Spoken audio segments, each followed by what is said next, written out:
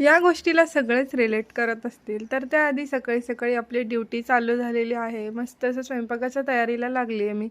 आज तर काही मुलं शाळेला वगैरे जाणार नाही आहेत, तरी पण भाजी डाळ मी सकाळीच बनवून घेते. मग फक्त दुपारी गरम गरम चपाती आणि भात लावून घेतो.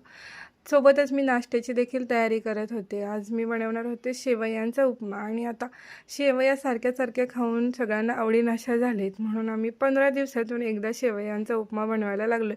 15 दिवसातून बनवला की मग सगळे आवडीनं खातात. त्यानंतर इथं मी पावट्याची भाजी बनवणार होते. बघा, पावटा मस्तसा शिजला आहे. तर पावट्याची भाजी सगळ्या ठिकाणी वेगळ्या वेगळ्या पद्धतीने बनवल्या जातात.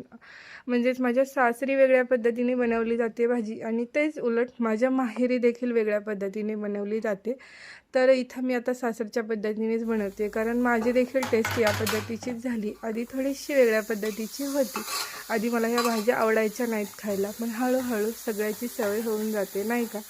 त्यानंतर मस्त अशी भाजी बनवून मग सगळेजण मस्त गरमागरम नाश्ता करायला बसलो. आणि शेवयांचा उपमा लिंबाशिवाय अपूर्ण आहे, म्हणून मस्त असा लिंबू पिळायचा आणि नाश्ता करून घेतला. आता नाश्ता करून घेतला की किचन तर मेसी होतंच.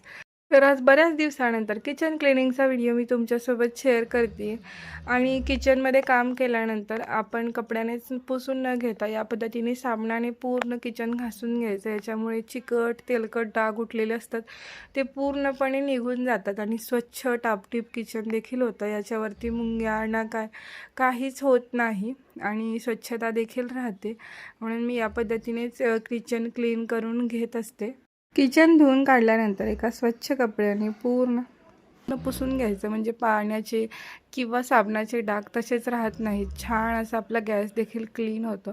त्यानंतर दुपारच्या टायमाला एका साईडला भात लावला आणि एका साईडला मस्त गरमागरम चपात्या बनवायला घेतल्या. आता मुलं देखील घरीच असतात, त्यामुळे त्यांना गरम गरम जेवायला वाढायला आपल्याला देखील बरं वाटतं.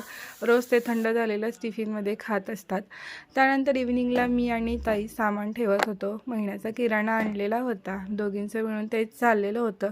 सगळे डबे क्लीन करून घेतले. त्याच्यामध्ये आम्ही या पद्धतीने स्टोअर करून ठेवतो. महिनाभर आम्हाला या सर्व गोष्टी जातात. तर आमच्या दोघींचं तेच चाललेलं होतं. जवळपास अर्धा पाऊण तास आम्ही दोघी हेच करत होतो. मस्त असे सगळे डबे रिफिल केले आणि मग ठेवून दिले कपाटामध्ये. आणि मी तिखट आणि मिठासाठी या काचेच्या बरण्या घेतलेल्या आहेत. आणि चटणी तर आम्ही त्याच्यामध्ये ठेवलेली आहे, पण एक मोकळीच राहिलेली होती. याच्यामध्ये आता मी मीठ भरून ठेवणार आहे. आणि मीठ म्हणजे लक्ष्मी असतं, याला प्लास्टिकमध्ये न ठेवता काचेच्या बरणीमध्ये ठेवलेलं चांगलं असतं असं मी कुठंतरी ऐकलेलं. म्हटलं चला आपण देखील या पद्धतीने ठेवूयात. तर चला, असा होता आपला आजचा व्लॉग.